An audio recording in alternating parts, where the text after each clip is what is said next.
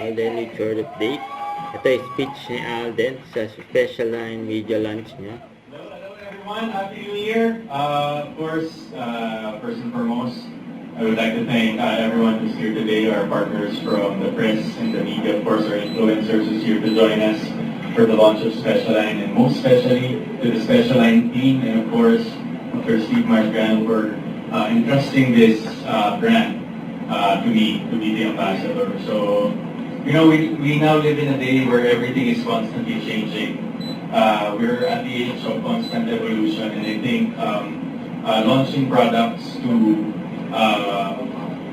somehow mend or create certain comfort when it comes to giving solutions to daily problems. I think that's one of the core values and objectives we should be looking at. And right now, of course, with Special Line,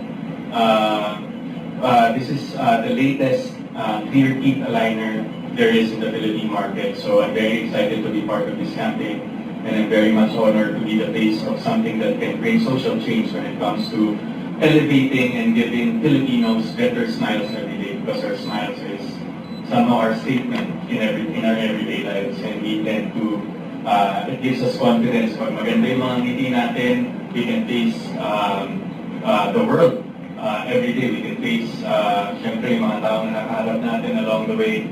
And this journey that I have with Special Line right now will just showcase on how the Special Line team, of course, Dr. Dan, to showcase their vision on how they want to elevate the level of solutions they can give to Filipinos when it comes to orthodontic care.